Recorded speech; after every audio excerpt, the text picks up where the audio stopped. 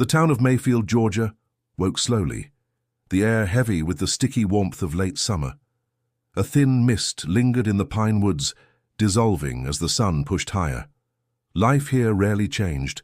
Mornings meant the sound of tractors firing up in the distance, the chatter of birds along Highway 27, and the occasional bark echoing from backyards. On this particular morning, the ordinary was split apart by the sharp, urgent growl of a dog who would not move. Deputy Cole Ramsey leaned against his patrol SUV, a steaming cup of coffee in hand, watching his K9 partner. Shadow's ears pricked forward, his entire frame rigid, muscles tight as a drawn bow. The dog's gaze was fixed on something behind the chain-link fence of an abandoned service station, its once bright Texaco sign now faded to a ghost of red. Cole frowned. "What is it, boy?" His voice was calm, but inside, a familiar knot of unease began to twist. Shadow was trained to detect narcotics, explosives, and human scent. He'd reacted before, sure, but this was different. The dog wasn't just alert, he was transfixed. Cole followed Shadow's line of sight. There, half hidden beneath kudzu vines and rusted barrels, stood a dented locker. Its surface was corroded, orange flakes peeling like old skin, the padlock hanging on by a fragile hinge. Something about it set his teeth on edge. He crouched beside the dog, running a hand down Shadow's back. "Easy." The Malinois trembled, not with fear, but with intensity. Cole had seen Shadow in pursuit, seen him launch at fleeing suspects with fearless precision, but he'd never seen him freeze like this. The deputy straightened, his hand tightening around the coffee cup until it threatened to crack. He scanned the property, weeds sprouting through cracked concrete, broken windows gaping like black eyes, a silence that pressed against his ears. A crow flapped from the roof, the sound startling in the stillness. He muttered to himself, "Why here? Why now?" His phone buzzed in his pocket. It was a message from his partner on patrol, reminding him of the morning briefing at the sheriff's office. He hesitated. This wasn't on his route, and technically he had no reason to stop. But Shadow had led him here for a reason. He trusted that instinct more than any directive. "All right," Cole said aloud, mostly to himself. "We'll take a closer look." Shadow's tail twitched, his focus unbroken. Cole set the coffee on the hood of the SUV and unclipped the leash, letting the dog guide him closer. Each step toward the locker made the deputy's chest feel heavier, as if the humid air thickened around him. He thought about his father, a man who believed in omens and signs, and how he would have said, "That dog's trying to tell you something, son." Cole shook the thought away. Logic mattered, not superstition. Still, the hair on his arms stood on end. He knelt in front of the locker, close enough to smell the iron tang of rust. His reflection wavered faintly in the warped metal. He reached out and tapped the surface lightly with his knuckle. The hollow thud echoed deeper than it should have. Shadow barked once, sharp and commanding. Cole jerked his hand back. All right, I hear you." He stood again, scanning the lot. It was too quiet. The highway, just 50 yards away, usually carried a steady hum of traffic, but now even that sound seemed muted. It was as if Mayfield itself was holding its breath. Cole's thoughts shifted. If this locker meant what he feared it might, then this was no ordinary morning.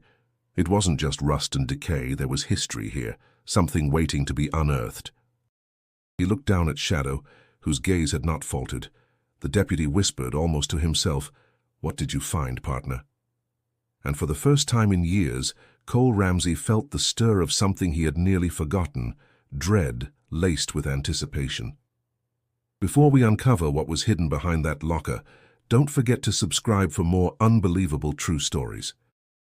Cole took one slow step back, his decision already made. He would return with help, with tools, with answers, because whatever lay inside that locker had just changed the course of his day, and maybe the course of the whole town. And Mayfield, though still unaware, would never be the same again. By mid-afternoon, the heat in Mayfield clung to the skin like a damp cloth. Cicadas droned from the trees as Deputy Cole Ramsey pushed through the squeaking glass doors of the sheriff's office. Shadow padded beside him, nails clicking against the tile floor. Cole's mind was still on that locker, his partner's strange reaction echoing in his thoughts.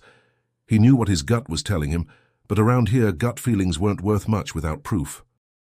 Sheriff Tully sat behind his desk, a man of thick shoulders and thinning hair, chewing on a toothpick. He raised a brow as Cole explained what had happened that morning. "A rusty locker behind an old gas station," the sheriff said, leaning back. "Ramsey, that place has been falling apart since Reagan was in office. You're chasing shadows." Cole kept his voice steady. "With respect, sir, Shadow doesn't lock up like that unless there's something wrong. He wouldn't let me near it. That's not coincidence." Tully waved a dismissive hand. "Dogs react to smells all the time. Could have been a dead raccoon in there for all you know. The town doesn't need another ghost story stirring up trouble." Cole clenched his jaw, but before he could answer, a voice came from the doorway. "What if it isn't just a ghost story?" Deputy Reyna Torres stepped in, her dark hair pulled back tightly, her uniform crisp despite the heat. She was younger than Cole by nearly a decade, but she carried herself with a fire that demanded respect. "I've heard locals talk about that station my whole life," she said. "People said a drifter went missing there in the 80s. Others swore teenagers used to dare each other to spend the night near it. My aunt said the place was cursed." Tully snorted. "Cursed? Torres, you've been spending too much time listening to porch gossip." Reyna didn't flinch. "With all due respect, Sheriff, gossip doesn't make a K9 freeze solid in front of a locker. Something set him off, and I think Ramsey's right. We should check it out properly." Cole felt a flicker of relief. He wasn't the only one who saw the weight of Shadow's reaction, but Tully's expression hardened. "No, we've got enough on our plate with the meth cases out on Route 12. I'm not wasting resources chasing rumors." He jabbed a finger toward Cole. "Leave it." The room fell silent. Cole stared at the sheriff, then glanced down at Shadow, who lay at his feet, eyes half-lidded but alert. Every instinct screamed not to let this go, but his badge came with rules, and disobeying Tully carried consequences. Still, walking away didn't feel like an option. Reyna broke the silence. "Then let me at least dig through the old reports. If there's nothing there, fine, but if there is, don't we owe it to the people who went missing?" The sheriff leaned forward, toothpick bobbing between his teeth. "1 hour, that's all. Then I want both of you back on patrol, understood?" Cole nodded stiffly. "Yes, sir." Reyna gave a sharp "understood," though her eyes flickered with quiet defiance.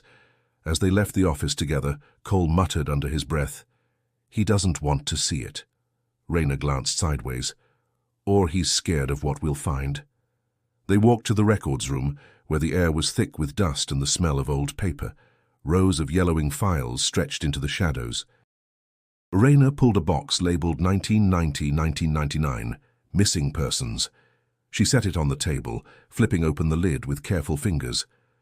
"Look at this," she said, holding up a faded flyer. The picture of a young girl smiled back at them, her name printed in bold, Leah Alvarez. Missing since 1995. Cole studied it, unease churning deeper. The same year he graduated high school. The same year the town had whispered about kids vanishing. Shadow let out a low whine, ears twitching as if he recognized something neither of them could. Cole exhaled slowly. "This isn't just some story, Torres. We're standing on the edge of something bigger than we think." And he knew without question that walking away was no longer an option. The next morning, the air smelled of rain-soaked asphalt. Clouds still hung low after a night storm, their grey shadows stretching across the parking lot of the old service station. Cole pulled his SUV onto the cracked concrete, Shadow pacing in the back seat with impatient whines. Reyna's cruiser pulled in moments later, her expression tight, jaw clenched as she stepped out. "You sure about this?" she asked, eyes flicking to the locker nearly hidden under weeds and vines. Cole nodded, though his stomach churned. "I'm sure. If we leave it, it'll eat at us. Better to know." Shadow barked once, sharp and urgent as if to answer for him. They'd gotten reluctant approval from Sheriff Tully, though only because Reyna had insisted. Even then, Tully had called it a waste of manpower. Cole could still hear his dismissive tone, and it only deepened his resolve. Reyna carried a crowbar in one hand, gloves in the other. She glanced at Cole. "Ready?" He swallowed, flexing his hands before tugging on his own gloves. Let's do it. Together they approached the locker. Rust streaked down its sides like dried blood, flakes breaking off beneath their touch. The padlock was brittle, its metal almost eaten through. Cole held the crowbar steady while Rayner hammered it free. The metal groaned, resisting, then snapped open with a screech that made both of them wince. Shadow growled low, his teeth bared, eyes locked on the door. Cole's chest tightened. He slid the crowbar into the seam and forced the locker open. The door creaked outward, releasing a stale breath of air that smelled of mildew, smoke, and something faintly metallic. Inside, tangled blankets sat in a heap, their fabric stained and discolored from years of damp. A rusted locket dangled from a nail, its chain fragile and corroded. Cole lifted it carefully. The initials L.A. were etched faintly into the back. His brows drew together. "Leah Alvarez," he whispered without meaning to. Rayner's breath caught. "The girl from the flyer?" He nodded. "Same initials." They searched deeper, moving aside layers of old fabric. At the bottom lay cigarette butts crumbling to ash and a stack of Polaroid photographs bound with twine. Cole's fingers hesitated before untying them. The first image slid free, its edges curled and yellowing. His gut tightened. The photo showed a teenage girl huddled in the corner of the very same locker, her eyes wide, mouth trembling, as if she'd just been caught mid-plea. Rayner covered her mouth. "Oh my God!" Cole flipped through more Polaroids, each one a variation of the same. Different teenagers, the same rusted walls behind them, fear etched across their faces. He felt a flash of heat in his chest, rage pressing against the disciplined control he'd carried since his days in uniform. He remembered Iraq, sand filling his mouth, the screams of civilians trapped in basements they'd been too late to reach. He had sworn then he would never again turn away from people in need. Now, staring at these photos, that oath came roaring back. Rayner's hands trembled as she held one of the pictures closer to the light. This one. This is her. Leah. "Psy cousin." Cole looked at her sharply, stunned. "Your cousin?" Rayner nodded, her voice breaking. "I was a kid when she disappeared. My family never got answers, just endless silence. And now—" She swallowed hard, forcing the words out. "Now I know she was here." Shadow barked furiously, pawing at the ground as if urging them to act. Cole gathered the Polaroids, his jaw set. "We're not stopping here. Whoever did this thought it would stay buried, but it won't, not anymore." The weight of the discovery pressed down on them both. The storm clouds above rumbled faintly, echoing the storm that had just begun in Mayfield. And Cole knew that opening this locker was only the beginning. The sheriff's office felt colder that afternoon, as if the walls themselves recoiled from the evidence spread across the conference table. Polaroids lay in rows, their faded colors whispering decades of secrets. The locket rested in a plastic evidence bag, and beside it the missing persons flyer Rayner had pulled the day before.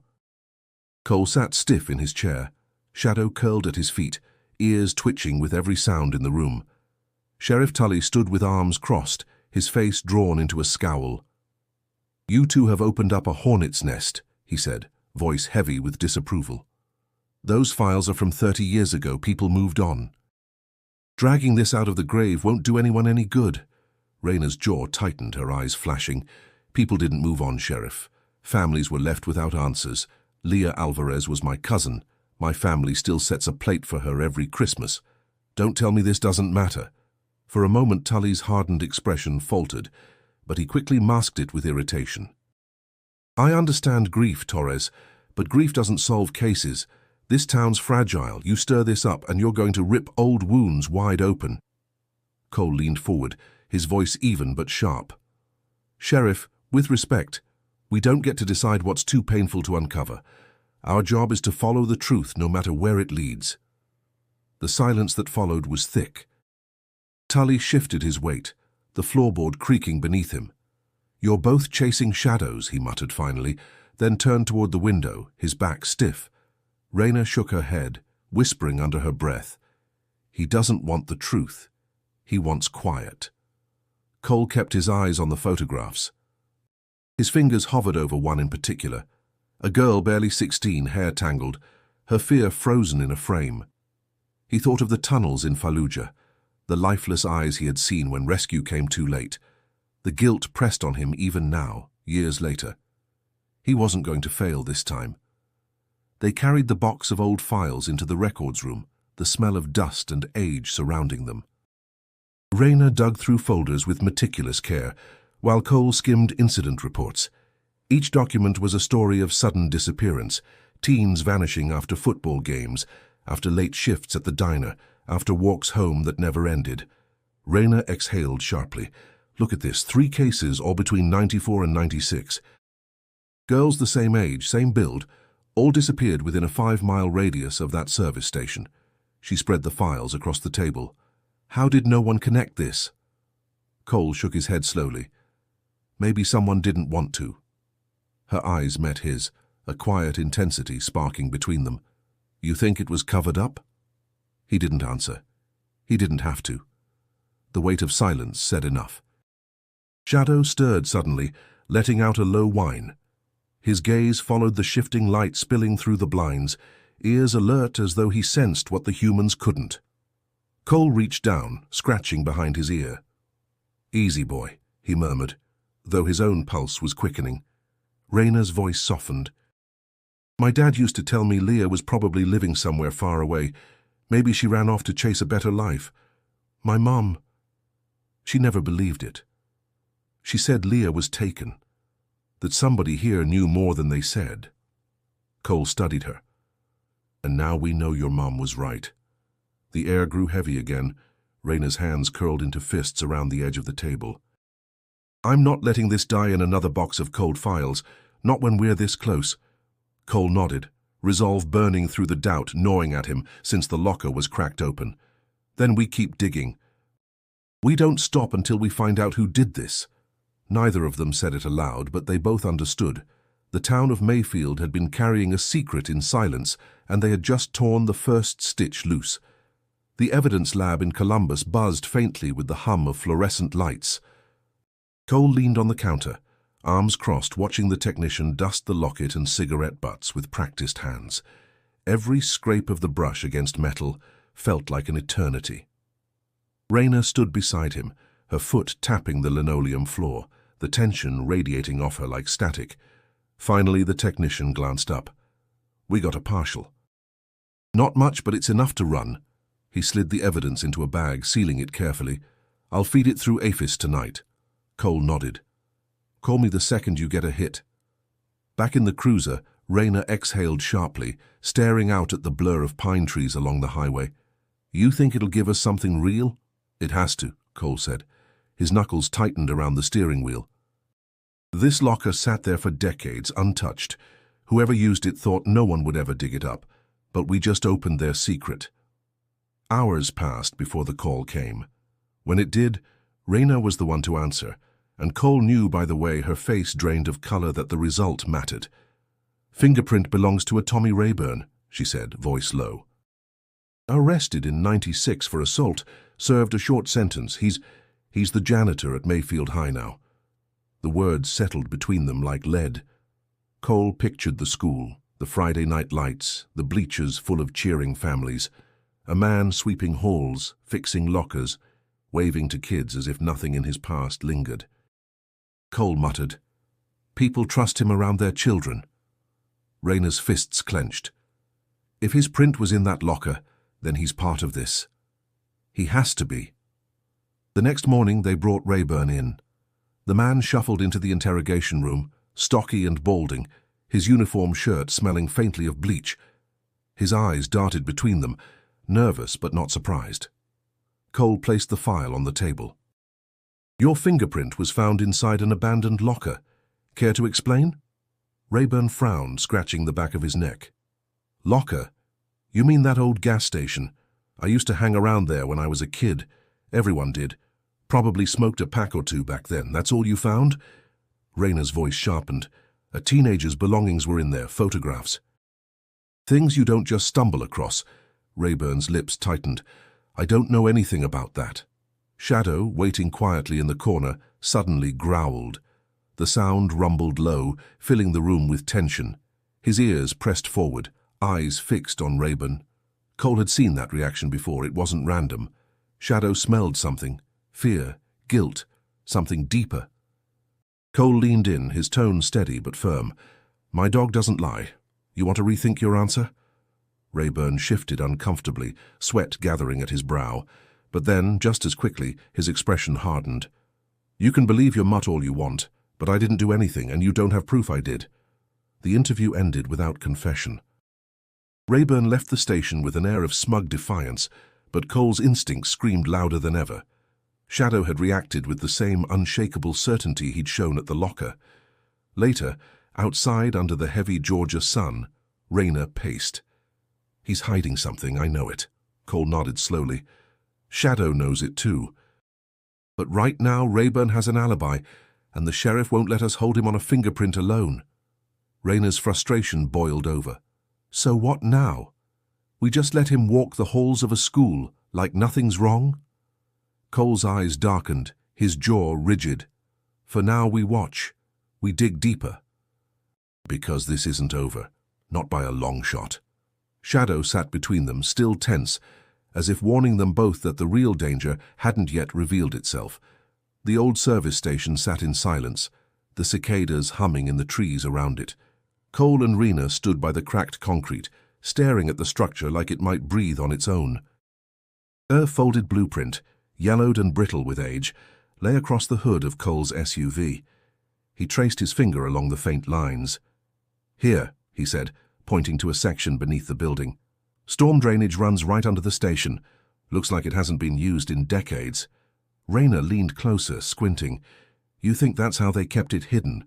Cole nodded grimly. "If someone wanted to move people without being seen, this would be the way." Shadow pawed at the ground impatiently, ears pricked toward the service station. The dog seemed to know something waited below. Cole felt his stomach tighten. Confined spaces never sat well with him, not since Iraq. But the truth lay underground, and he couldn't turn away now. "Backup's 30 minutes out," Rayner warned, adjusting her flashlight. "We don't have to go in yet." Cole shook his head. "We can't wait. If there's anything down there, it won't wait for us either." They pried open the rusted hatch in the floor of the station, the metal shrieking as it gave way. A rush of cold, damp air hit them, smelling of mildew and earth. Cole clicked on his flashlight, the beam cutting through darkness that felt thicker than it should. Shadow was the first to descend, nails scraping the ladder.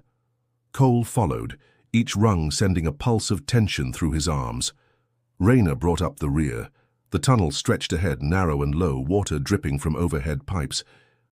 Their footsteps echoed off the concrete walls, the sound bouncing back like whispers. Halfway in, the passage narrowed even more. Shadow squeezed forward, his body brushing the damp sides. Suddenly the dog stopped, whining as his back legs wedged tight.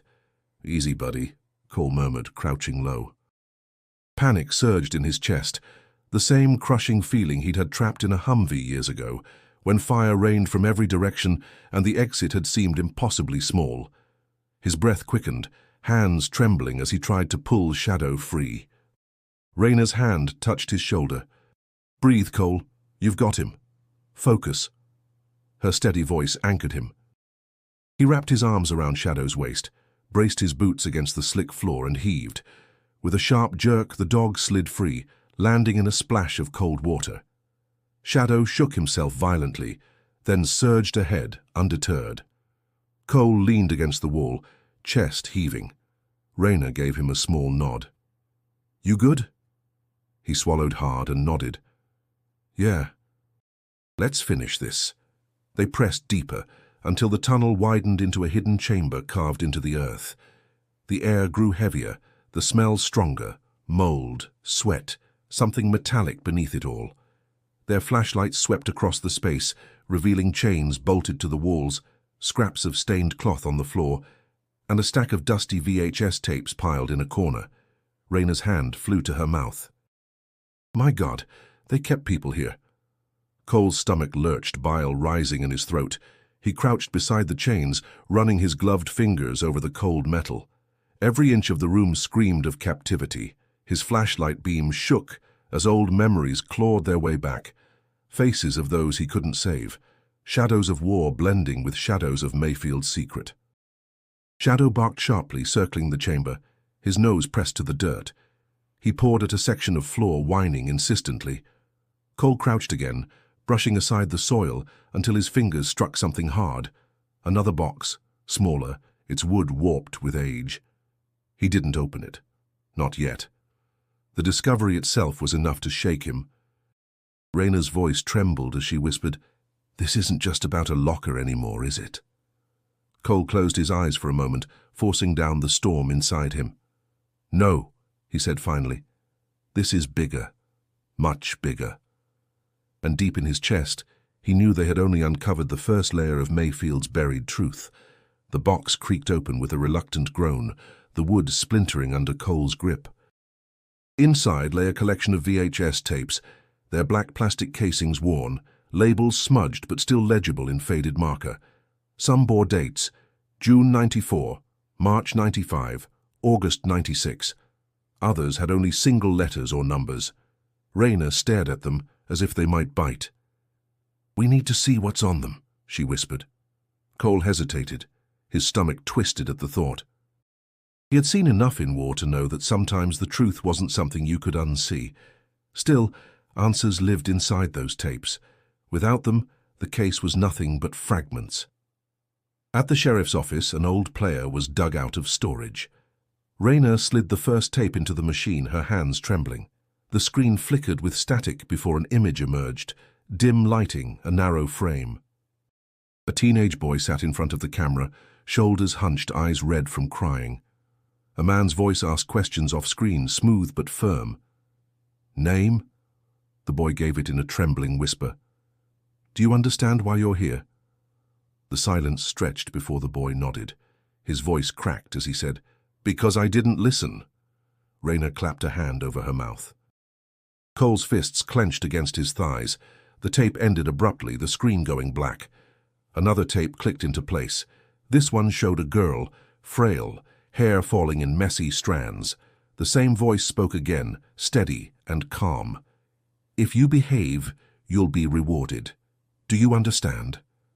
Her eyes darted to the corner of the room, then back to the camera. "Yes, Pastor," she whispered. The word hit Cole like a punch. "Pastor." Raina froze. Her voice came out hollow. No, it can't be." Cole turned his head sharply. "Who is it?" Her face went pale. "Pastor Everett Morgan. He's been leading the First Baptist Church here for 30 years. Weddings, funerals, Sunday school. My family's known him since I was a kid." Cole felt the weight of betrayal crash down. He'd heard Everett's booming sermons as a teenager, felt the man's hand on his shoulder in blessing. A respected figure, a trusted voice. Now his tone on those tapes carried the ring of something else entirely. Control, manipulation, menace. Raina's eyes glistened with fury. "He baptized Leah when she was 12. He stood in my grandmother's kitchen, ate dinner at her table." "And all this time," she broke off, her voice trembling, "all this time he was hiding this." Shadow stirred at Cole's feet, a low growl rumbling, as if the dog sensed the poison spilling from the old television. Cole forced his jaw to unclench. "We don't stop now. We've got his voice, we've got dates, that's enough to push forward." Raina's breath shook. "Do you understand how deep this goes? If Pastor Morgan's involved, half this town will turn a blind eye before they'll believe it." "Then we make them believe it," Cole said firmly. His voice carried the weight of a vow. "We make sure the truth speaks louder than his sermons." For a long moment, neither moved. The tapes sat in a stack beside them, silent but suffocating, each one carrying another scar on Mayfield's soul. Finally, Raina whispered, "My cousin. If Leah was one of his—" Her words faltered, grief pressing down like a weight. Cole reached out, steadying her arm. "Then we'll give her justice. For Leah, for every kid we saw on those tapes." Shadow barked once, sharp and certain, the sound echoing in the office. It was as if he too understood what they had uncovered, that the enemy they were facing wasn't a drifter or an outcast, but a man the town had trusted with their faith. Cole looked at the dark screen one last time. "We've found the voice in the dark. Now we make sure the world hears it." Sunday morning in Mayfield carried its own rhythm, the smell of fresh biscuits drifting from kitchens, families filing into church, the steady toll of bells echoing across quiet streets. Cole parked a block away from the First Baptist Church, his uniform hidden beneath a jacket. He watched from the driver's seat as townsfolk streamed inside, dressed in pressed shirts and pastel dresses, smiles as warm as the rising sun. At the center of it all stood Pastor Everett Morgan, greeting each person with a firm handshake and a blessing. Raina sat beside him, her arms crossed tightly. "He looks like every picture in my family album," she muttered. "You'd never guess what's on those tapes." Cole's jaw tightened. "That's the point. Evil doesn't always look like evil. Sometimes it looks like trust." Inside, they slipped into a back pew, blending with the congregation. The sanctuary glowed with stained glass, sunlight painting the floor in patches of red and blue. Morgan stood at the pulpit, his voice booming with practiced authority. "Brothers and sisters," he declared, "redemption is within reach for all who seek it. No sin is too great, no shadow too deep." Cole felt his stomach churn. Every word sounded like poison dressed in scripture. His mind kept flashing back to the tapes, to the trembling voices calling him pastor. Raina whispered, "How many of these people would still shake his hand if they knew?" Cole didn't answer. Instead, he studied Morgan's face, the calm smile, the practiced cadence. If they confronted him without proof, he'd deny everything, and the town would protect him. They needed more than tapes. They needed him to slip. After the service, Cole approached the foyer, Shadow at his side drawing curious glances. Morgan spotted him immediately, his smile widening. "Deputy Ramsey," he said warmly, clasping Cole's hand with both of his own. "Always a blessing to see you here." Cole forced his voice steady. "Pastor." Morgan's eyes flicked down to Shadow, and the famous Shadow. "I heard he's the best the county has. A dog like that, loyal, discerning, a gift." His tone lingered just a fraction too long, and Cole felt the unease coil tighter. Later, outside in the parking lot, Raina whispered fiercely, "He knows. I swear he knows we're onto him." Cole shook his head. "Not yet, but he's careful. He won't break on his own." That night they met with one of the surviving victims who had been rescued years ago from a different case. She was older now, living quietly in a small apartment. Her hands shook as she clutched a cup of tea, eyes darting nervously. "You want me to face him?" she asked, voice trembling. Raina spoke gently. "Only if you're willing. We won't push you." The young woman swallowed hard. "I still hear his voice in my sleep. If it means stopping him, I'll do it. But if he sees me, he'll know." Cole leaned forward. "He won't know. You'll just talk to him, ask him a question. We'll be listening. That's all." She hesitated, then nodded slowly. "All right. I'll do it." As they left, Raina's eyes were troubled. "We're asking her to risk reopening every wound she has." Cole's voice was heavy.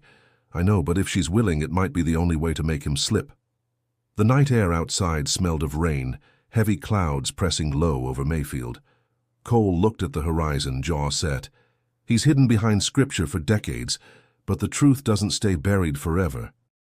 And when it comes out, it'll be louder than any sermon.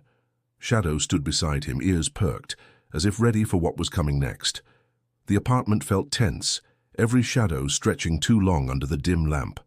Cole and Raina sat with headphones, wires snaking from the recording device on the table to a hidden microphone. Across town, the survivor, Anna, walked slowly up the church steps, her hands trembling as she adjusted her coat collar. Her breath came in sharp bursts, but her voice was steady when she called out, "Pastor Morgan, it's me." Cole closed his eyes briefly, steadying himself. He hated asking her to do this, but without Morgan's own words, the town would never believe. Through the headset, Morgan's deep voice rolled smooth as honey. "Anna, my goodness, after all these years, you've carried yourself well." There was a pause, the shuffle of footsteps. Anna's voice wavered. I still have nightmares. About the locker. About what happened there." Silence stretched. Cole's grip on the table tightened. Then Morgan's chuckle came, low and soft. That was never meant for you to carry. You were a child. Anna pushed, her voice breaking. Why did you do it? Why did you lock us in there? Another pause. The sound of Morgan exhaling filled the static. When he finally spoke, his voice dropped to a whisper. It was never supposed to happen again. Cole's pulse slammed in his ears. Rayna's hand flew to her mouth. They had him, his voice tying him to the locker. Anna swallowed audibly. You promised us. You said if we obeyed, we'd be safe. Morgan's tone grew strained, cracks slipping through the polished pastor's mask. I kept you safe from worse. I did what was asked of me. Do you understand that? It wasn't my plan. Rayna scribbled notes furiously. Not mastermind. Someone else. Anna's courage trembled, but she pressed again. Who asked you? Who made you do it? The pastor's voice broke for the first time. You don't want to know that name, child. That name can still hurt you. Cole nearly ripped the headset off in frustration. He wanted to storm into that church, drag Morgan into the light, but patience was their weapon now. They had his admission. They needed more. On the recording, Anna's voice softened, fragile. I need to know, please. If I ever mattered to you, tell me. Morgan sighed heavily, the weight of years dripping from the sound. Victor Lang. He was the one who wanted the locker filled. I only cleaned up the mess. I told myself it was for the good of the town, that it was the only way to keep order. But it wasn't my will. It was his. Rayna froze. Victor Lang? The councilman? Cole's gut twisted. He knew Victor. Smooth-talking, wealthy, the kind of man who shook hands at parades and cut ribbons at new businesses, a man who donated to the K9 unit, whose picture hung in the station's hallway. Anna whispered on the wire, Why did you listen to him? Morgan's voice broke entirely. Because he had power. And men like me. We don't say no to power. The silence that followed was suffocating. Cole ripped off the headset, his breath harsh. That's it. We have enough to move. Rayna's face was pale, eyes wide with disbelief. A councilman? If this is true, we're not just poking at an old case, we're cutting into the heart of Mayfield. Cole looked at her, voice steady with grim certainty. Then we cut deeper, because the truth's out now and it won't go back in that locker. Shadow barked once from his corner, as if punctuating the vow. The courthouse square bustled with Saturday life, families weaving through the farmer's market, kids chasing one another near the fountain, the smell of roasted peanuts hanging in the air.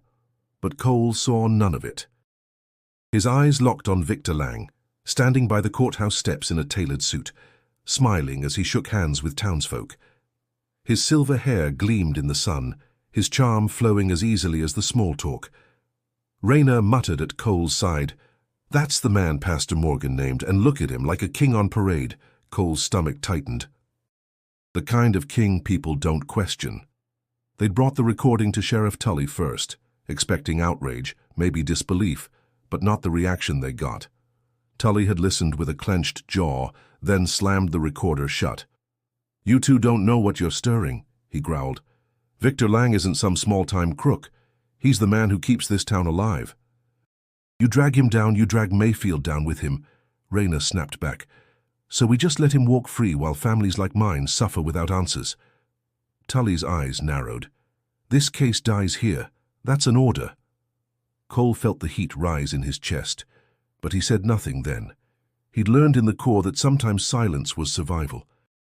Still, the fury simmered beneath his skin, and by the time they left the office, he knew the sheriff had just drawn a line in the dirt. That evening, Cole sat on his porch, shadow at his feet, watching the fireflies pulse against the tree line. Rayna pulled up, stepping out of her car with a storm in her eyes. He shut us down because he's scared. Or worse, because he's in on it. Cole shook his head slowly. Tully's loyal to the town, but his version of loyalty is twisted. He thinks silence keeps Mayfield safe. But silence only protects men like Lang. Rayna leaned on the railing, her voice sharp. Then we go around him. He studied her face, the defiance in her gaze. You're talking about burning every bridge we've got left. Then let them burn, she said. her voice trembling but fierce. "If it means justice for Leah, for all of them." Cole let the words settle, heavy in the warm night air. He'd spent years learning how to follow orders, how to hold his tongue. But the photographs, the tapes, the survivor's trembling voice, all of it had torn through his discipline. He wasn't a soldier here. He was a man standing at the edge of truth. The next day, Rayna acted first. She handed the tapes and transcripts to a local journalist, a woman named Claire with a reputation for biting where others backed off. Claire listened in silence, her pen scratching furiously. When she looked up, her eyes burned with determination. If this is real, it'll hit the press by morning. And it did.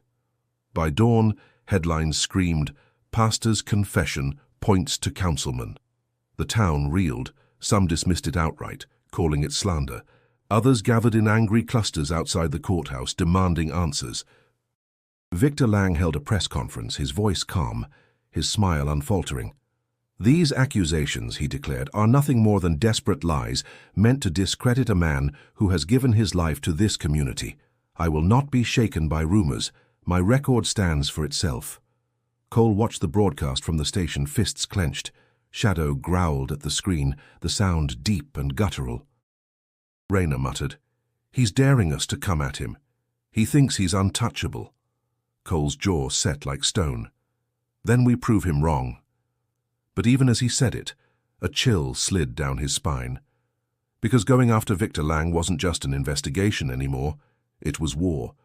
The courthouse smelled faintly of polished wood and stale coffee, the kind of scent that clung to places where lives were decided. Reporters clustered outside, their cameras flashing, their voices shouting questions that went unanswered.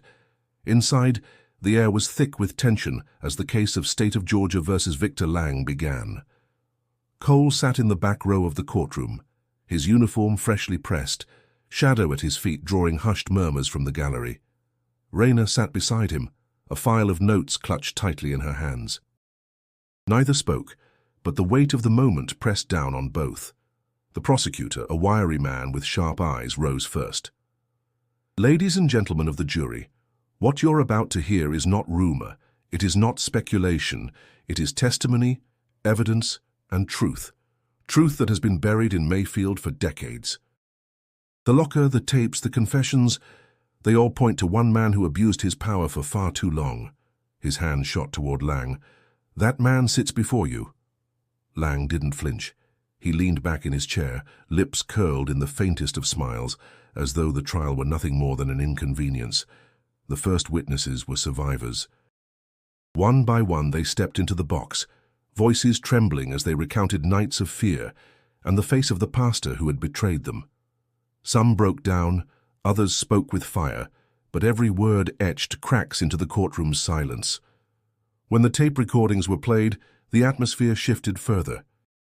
Morgan's voice filled the room, calm and commanding, the word pastor whispered back by frightened teenagers. Then came the part that made the air freeze. Victor Lang. He was the one who wanted the locker filled. Gasps rippled through the gallery.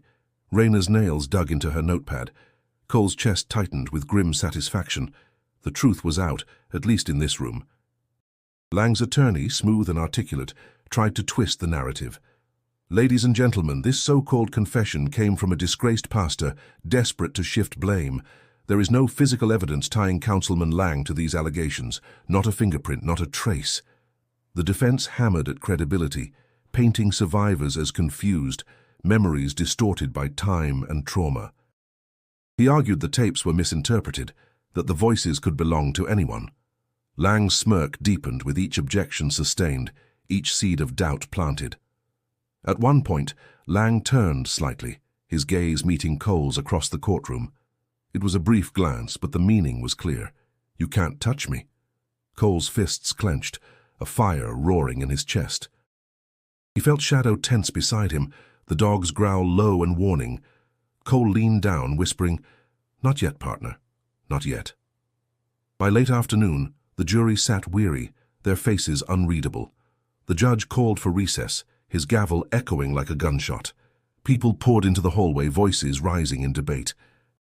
Some spat venom about corruption, Others muttered defenses of Lang, insisting the town needed him. Rayner pressed her back to the wall, rubbing her temples. "They're not convinced. Not enough. He's too clean." Cole exhaled, the frustration clawing at him.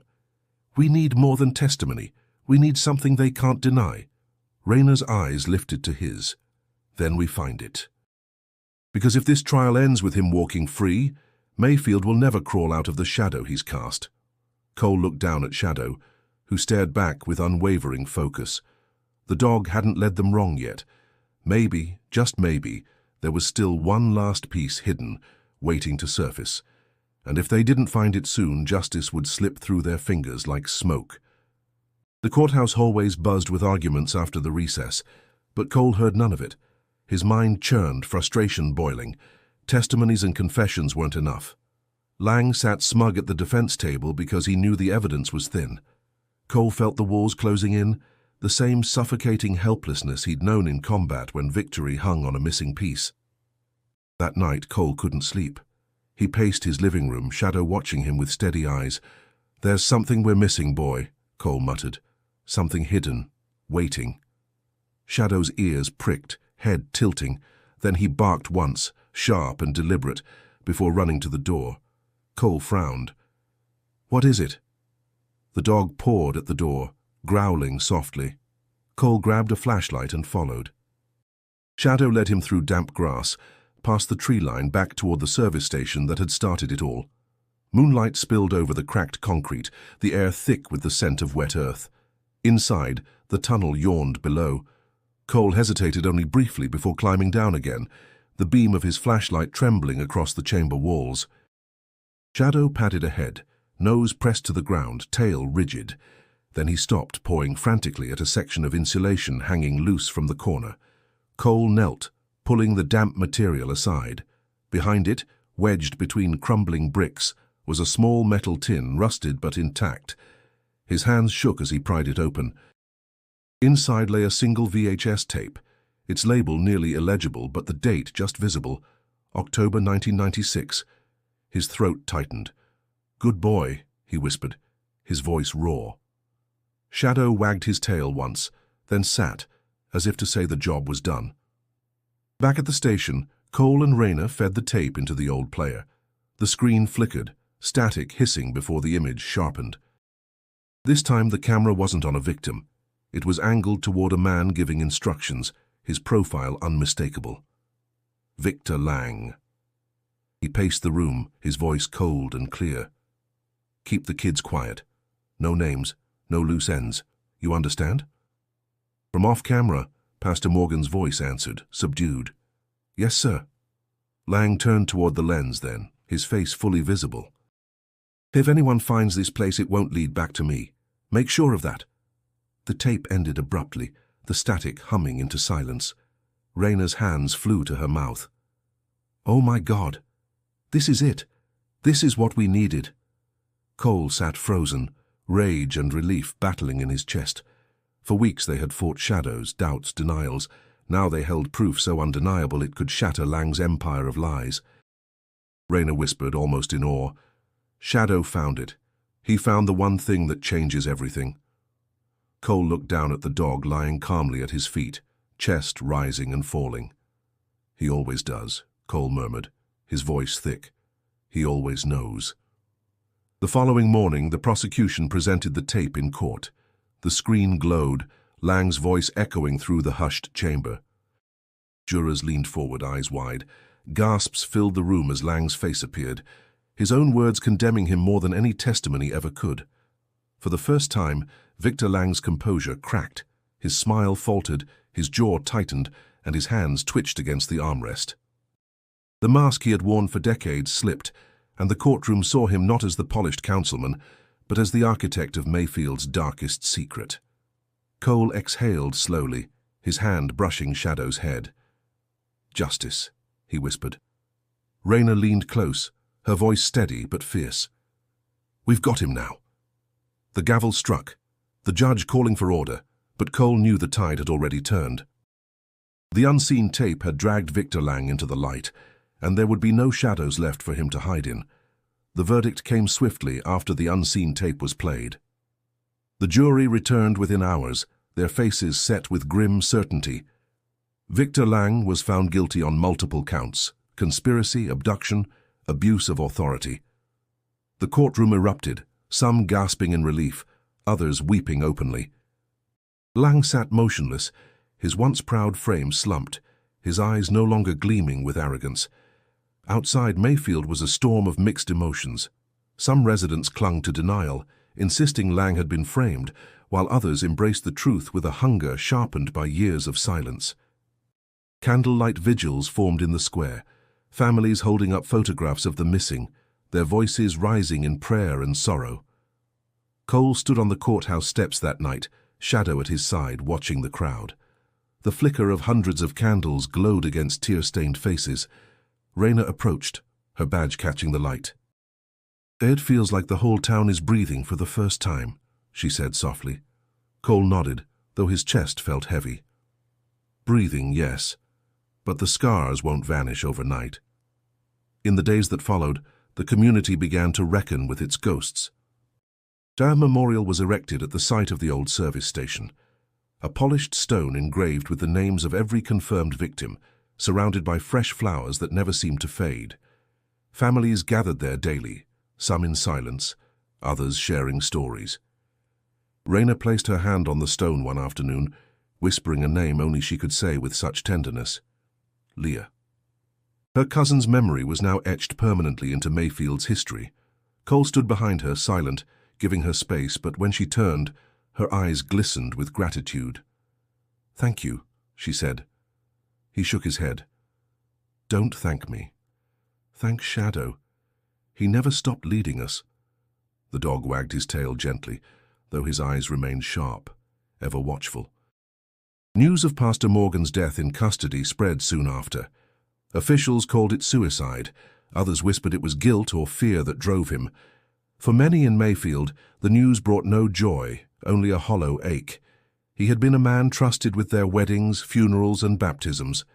To accept what he had done was to accept that evil could hide in the most familiar faces. Sheriff Tully resigned under public pressure, his silence finally seen for what it was: complicity. Raina was promoted in his place, her steady resolve earning her the respect of both colleagues and townsfolk. Cole was offered the badge, the top role in the department, but he turned it down without hesitation. "I've carried enough weight in uniform," he told Raina one evening as they walked the quiet streets. "I don't need a title to do what's right." Raina studied him, then smiled faintly. "Maybe not, but you've given this town something it never had before: courage to look the truth in the eye." Cole didn't answer. He looked at Shadow, who sat tall beside him, the night air carrying the scent of honeysuckle through the breeze. For the first time in years, Cole felt something like peace brush against his soul. Not full, not complete, but a beginning. Weeks later, the town gathered again, this time not in mourning but in honor. A bronze statue was unveiled near the old station, depicting Shadow in mid-stance, alert and unyielding. Beneath it, a plaque read, "For those who were lost," and the dog who refused to look away. Children touched the statue's paw, families left flowers at its base, and Cole stood quietly in the back, his chest swelling with a pride he rarely allowed himself. Raina leaned over and whispered, "He'll be remembered forever. You both will." Cole's voice was low, steady. "As long as it reminds people to listen when the silence hides something. That's enough." And with that, Mayfield began the long journey from darkness into healing, step by fragile step. Spring arrived in Mayfield with the smell of fresh-cut grass and the hum of bees drifting across the fields. The town felt lighter somehow, though the weight of the past lingered in its corners. For Cole, every morning began the same way, Shadow bounding across the yard full of restless energy, pulling him toward the day ahead. But instead of patrols and court hearings, his time was now spent on something new. On the edge of town, a once-abandoned community center had been given new life. The peeling paint was gone, the windows replaced, the walls alive with the sound of laughter. Cole had poured himself into the project, turning the building into a safe haven for at-risk youth. Pool tables lined the rec room, books filled shelves that had sat empty for years, and a mural stretched across the back wall, painted by local teens. At its center was a silhouette of a dog, ears sharp, stance unyielding.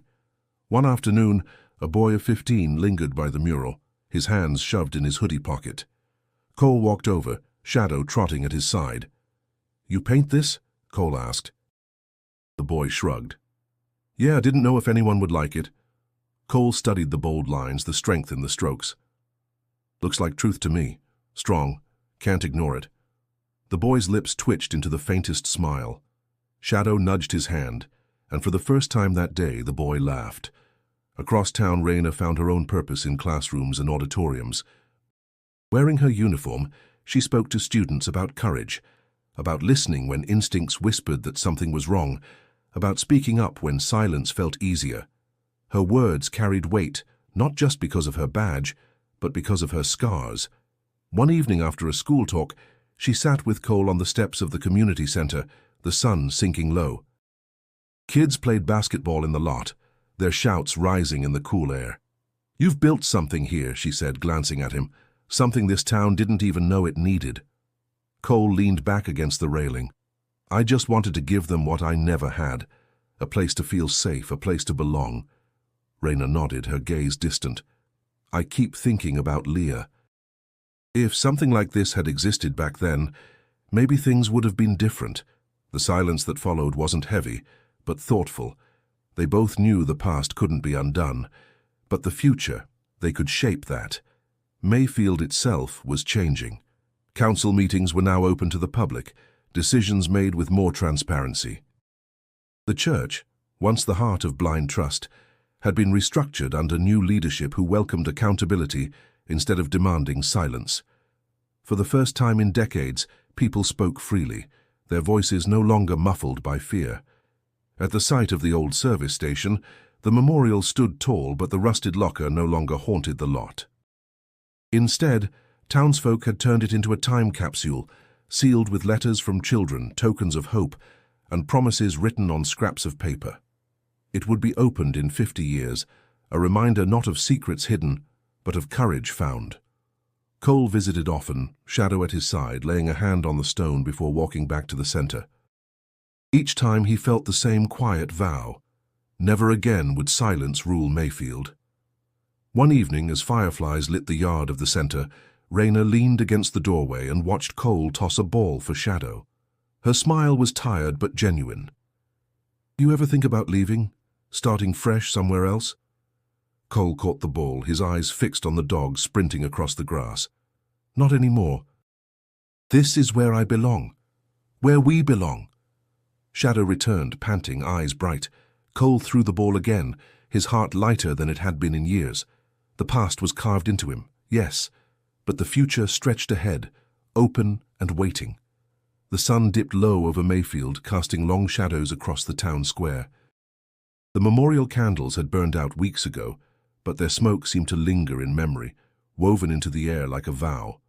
For Cole, each evening felt like a reminder that one discovery, a locker, a dog's refusal to move, had altered everything. He walked slowly toward the memorial site, Shadow padding beside him. The polished stone caught the fading light, the engraved names glowing faintly as though alive. Flowers surrounded the base, some fresh, others wilted but still present, left by families who refused to let memory fade. Raina joined him, her uniform hat tucked under her arm. "Hard to believe it all started right here," she said, her voice soft. Cole touched the stone with his fingertips, tracing the letters carved deep. One dog, one locker, and the whole truth came spilling out. They stood in silence until Raina pulled something from her pocket. It was the locket they had recovered months before, the one etched with the initials L.A. She opened it gently, revealing a small faded photograph inside. Cole leaned closer, his breath catching. The picture showed a teenage Everett Morgan standing with a group of boys outside the very same service station. The chain of the locket had preserved it, hidden for decades. Raina's brow furrowed. He must have kept it as a reminder. Maybe guilt, maybe pride. Cole exhaled slowly. Cycles of evil don't start in a vacuum. They pass from one to another, feeding off silence. Raina closed the locket and slipped it back into her pocket. Then maybe breaking the silence here broke more than just Mayfield's secrets. They walked toward the community center, where children's laughter spilled into the street. The sound was light, unburdened, a stark contrast to the hushed voices of fear that had once filled this town. Inside, murals of color stretched across the walls, kids darting past with basketballs and books, their futures unshadowed. A young girl paused near Shadow, her hand hovering nervously before stroking his fur. "He's the hero dog, isn't he?" she asked, her eyes wide. Cole smiled faintly. "That's right, he's the one who wouldn't let us walk away." The girl grinned. "Then I want to be like him, never giving up." Her words settled deep into Cole's chest. He exchanged a glance with Raina, who smiled softly, her eyes glistening. Later, as the sky blushed purple, they sat outside on the center's steps. Fireflies blinked across the yard, their light fleeting but beautiful. Raina leaned against the railing. "Do you ever think about what would have happened if Shadow hadn't stopped that day?" Cole's gaze drifted into the distance. "Then this town would still be asleep. We'd still be carrying ghosts without names. And maybe I'd still be trying to outrun mine." He reached down, scratching behind Shadow's ears. "But he didn't let me walk past, he made me face it." "He made all of us face it," Raina's voice softened. "Then maybe the real hero of Mayfield isn't a deputy or a councilman or even a survivor. Maybe it's a dog who refused to stay silent." Cole nodded slowly, a quiet smile tugging at his lips. "Yeah. And maybe that's enough to remind people that courage doesn't always roar. Sometimes it just stands still and refuses to move." The night deepened, the stars flickering awake. Cole rose, Raina beside him, Shadow at his heel. The town stretched ahead, no longer suffocating under shadows, but breathing into something new. And so it was that a rusted locker hidden and forgotten had unearthed more than secrets. It had given Mayfield the one thing it had lost: truth. If this story moved you, don't forget to subscribe and click the video on screen for more incredible true stories like this.